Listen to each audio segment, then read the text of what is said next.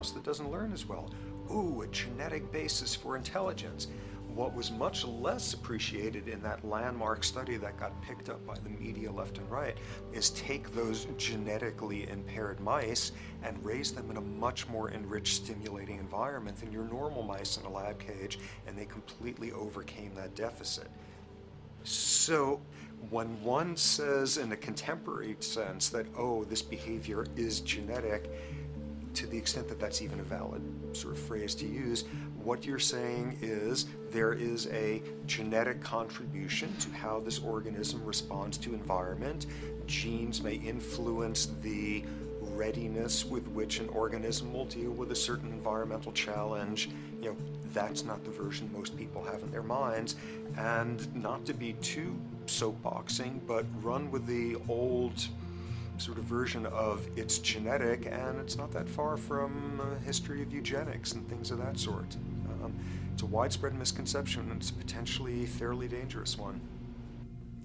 One reason that the sort of biological explanation for violence, one reason that hypothesis is potentially dangerous, it's not just misleading, it can really do harm, is because if you believe that, you could very easily say, well, there's nothing we can do to change the predisposition people have to becoming violent.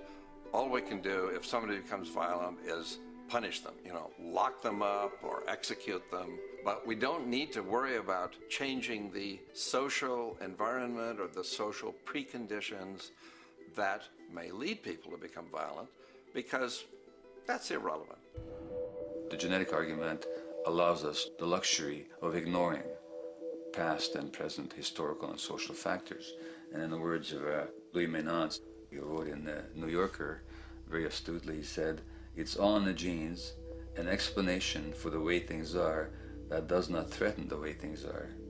Why should someone feel unhappy or engage in antisocial behavior when that person is living in the freest and most prosperous nation on earth?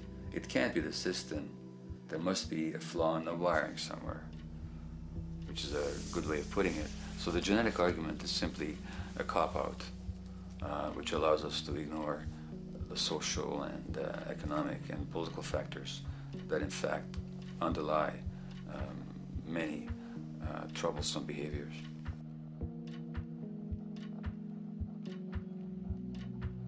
Addictions are usually considered to be a drug-related issue, but looking at it more broadly, I define addiction as any behavior that is associated with craving, with temporary relief, and with long-term negative consequences, along with an impairment of control over it, so that the person wishes to give it up or promises to do so, but can't follow through.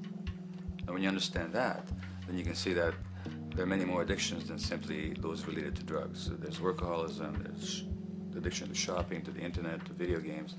There's the addiction to power. People have power, but they want more and more and more. Nothing is ever enough for them. Acquisition, corporations that must own more and more.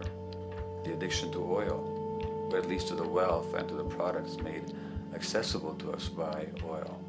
Look at the negative consequences on the environment. We're destroying the very earth that we inhabit for the sake of that addiction. Now, these addictions are far more devastating in their social consequences than the cocaine or heroin habits of my downtown East Side patients. Yet they're rewarded and considered to be respectable. The tobacco company executive that shows a higher profit will get a much bigger reward. He doesn't face any negative consequences legally or otherwise. In fact, he's a respected member of the board of several other corporations. But tobacco smoke-related diseases kill 5.5 million people around the world every year. In the United States, they kill 400,000 people a year.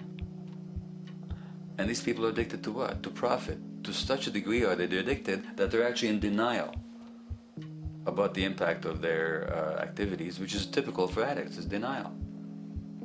And that's a respectable one. It's respectable to be addicted to profit no matter what the cost. So what is acceptable and what is respectable is a highly arbitrary phenomenon in our society. And it seems like the greater the harm, the more respectable the addiction.